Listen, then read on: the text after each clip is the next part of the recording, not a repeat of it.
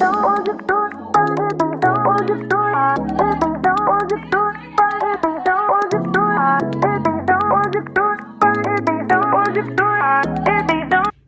it's the Braid producer. Welcome back to another video.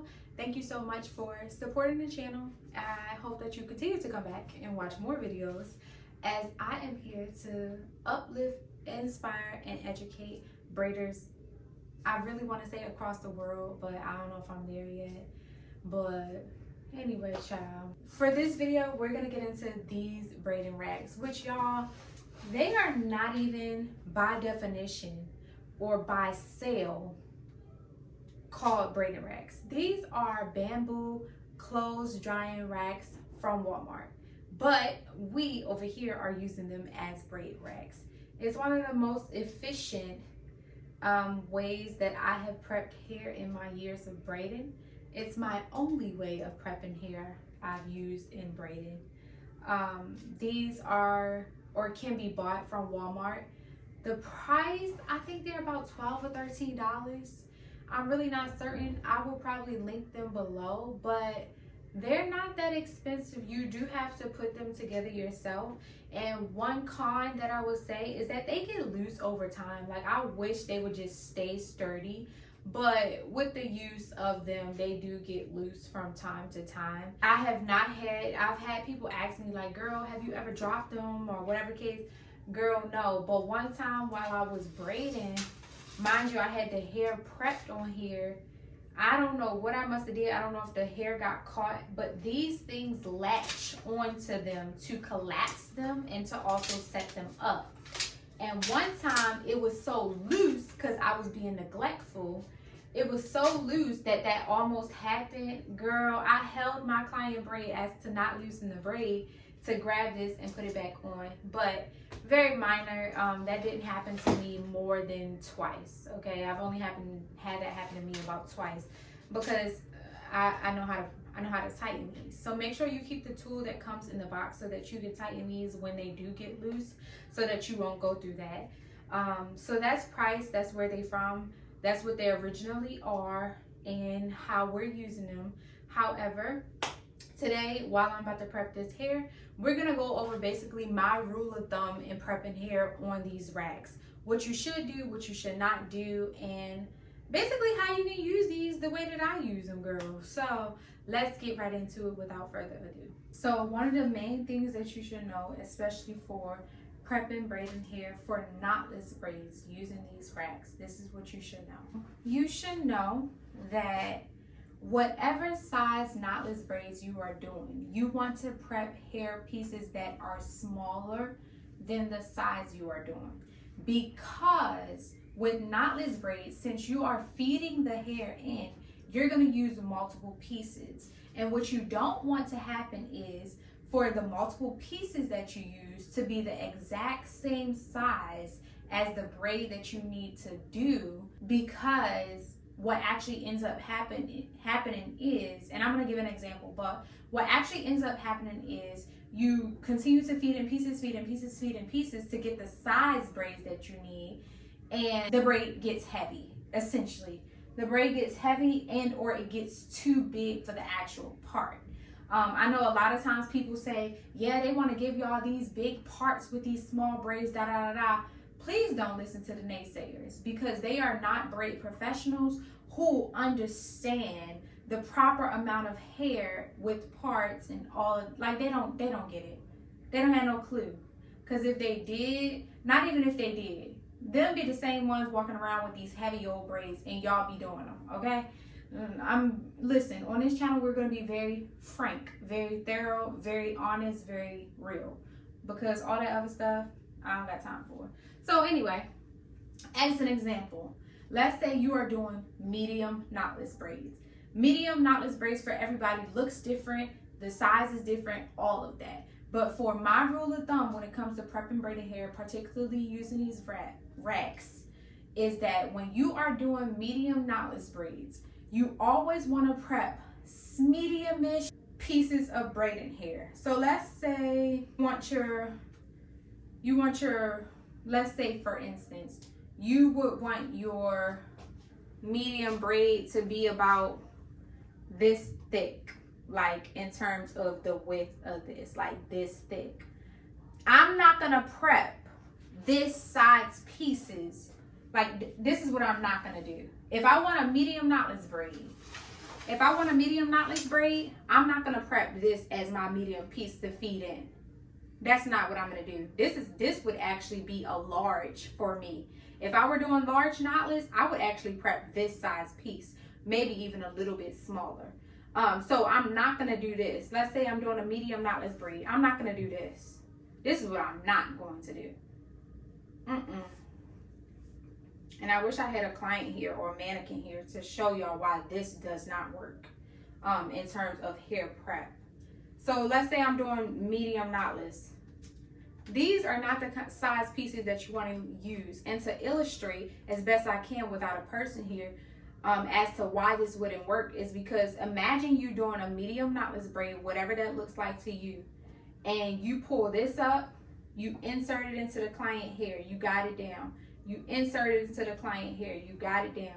You insert this into the client hair. Too thick, too heavy, too weighty. Whereas if you prep about medium, I would say medium-ish pieces.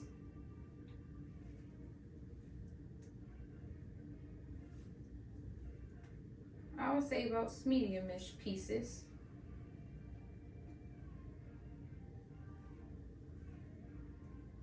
Right? And this right here, I would take these medium pieces, feed it in, feed it in, feed it in. I typically do about 4 to 6 pieces depending on the client's hair. And there we have a medium braid. There we have a medium braid. It's not heavy, it fits, it feels decent. Look how it's flowing. It's not thick. Like imagine, use your imagination now if these were braids. But you want to do this because what all of this is reliant on is your client's hair, right? So the density of it, how fine it is, how thick it might be, especially when you're working with clients who have fine hair. You want to be very cautious of using, especially at the start of their braids, thicker hair pieces, because what happens is when you do your client's hair in knotless braids and their braids grow out, the braids naturally, as they were installed, grows downward. So if you put a thick hair piece for a medium knotless braid at the top of a fine hair client's hair, and you continuously add medium-sized pieces, not only does the braid become big, but when they are growing out on the client, the hair grows down, and because their hair is fine, it causes tension, it causes pull, it hurts, it's annoying. The client is ready to take the braids out quicker than they could or would like to because of the weight of the braid pulling on their natural hair. Mind you, with knotless braids, your hair, the braid starts with your hair essentially, even though you might feed in hair or whatever the case. It's starting with your hair. So if the beginning of the braid and throughout the braid, the sides piece of the braiding hair does not match the client's hair, they're gonna have trouble. The braids are gonna be heavy, not to mention the clients who are styling their braids in certain ways.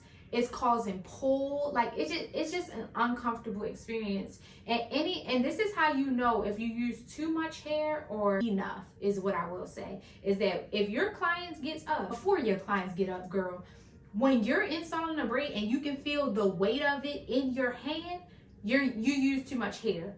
The pieces that you use does not fit the size that you're doing, and you need to take some of that hair out.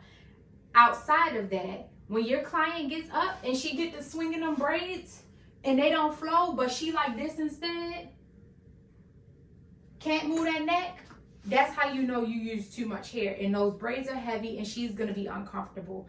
I wanna bring this to y'all's awareness because I see it a lot. I've heard clients talk about it and I'm sick of it. Like, stop. Let's do better, and we're gonna do better by watching this video, getting this information, and going and changing some things, or letting a person know like, I don't think you should use that size piece. Okay, so I hope that I got my point across.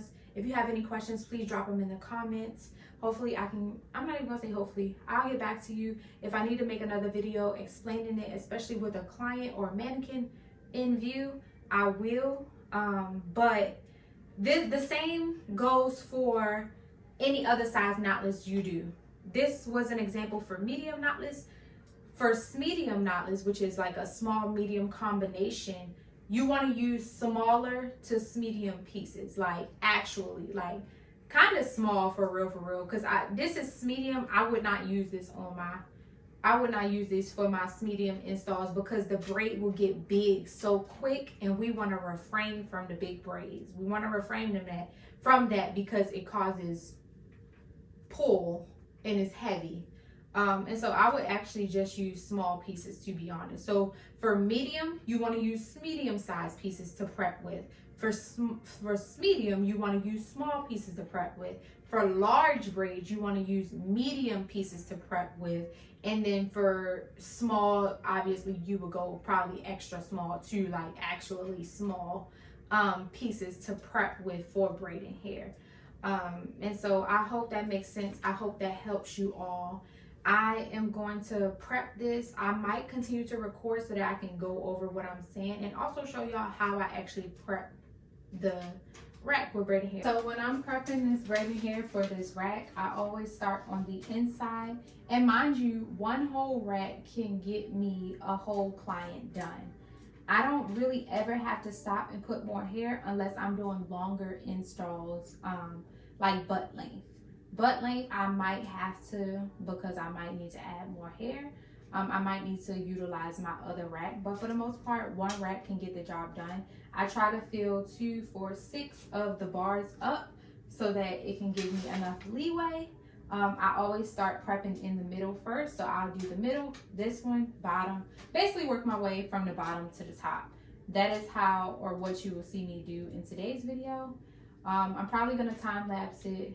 I'm doing a medium boho install. So again, I'm gonna work with smallish, medium-ish pieces, really kind of in the middle of small to medium, because I'm not gonna use actual medium pieces for my medium knotless braids, as I mentioned previously. And then I'm gonna prep the human boho hair on the other rack, because I could just pull that while I'm working, but I like to even prep that hair as well. As far as time, it usually takes me about 1.5 hours to prep one rack. Could be 2 if I'm BSing around, but I like to, when I'm in that mode, baby, it's 1.5 hours, because I ain't got all day. But since I also have to prep the boho hair, it's gonna take me a little bit longer, which I don't mind, because I won't have to come in early in the morning to prep before my client gets here. So this is the day before the appointment. If you are not familiar with my content and how I do things, I always come in prior to, or even just prepping prior to my client, me ever seeing them. I never wait on the day of. I don't do that. Unless it's like a late appointment where I have like a 12 o'clock or 11 o'clock and I work late the night before or something like that, then I'll kind of push it off. But in terms of when I have early morning appointments, you know, 5:30 to 10ish in the morning, I don't wait on the day of. That's just not something that I do. It doesn't work for me. It might work for you, but it don't work for me, because that could be a whole nother video, how to prepare properly without, you know, getting flustered, being late to the appointments and all of that. We don't do all of that around here. We get it done, go and do our business, come ready for work tomorrow. That's it. Period.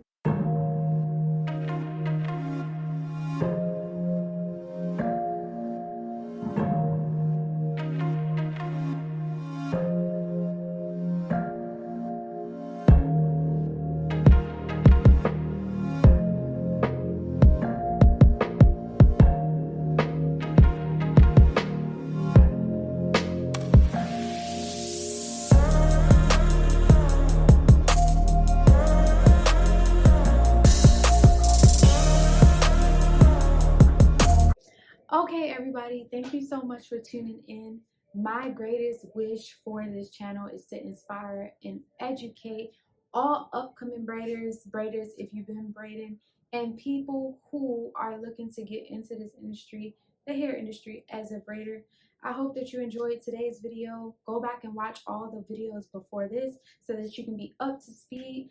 Don't forget to like, comment, share, and subscribe to the channel for more educational and inspirational content.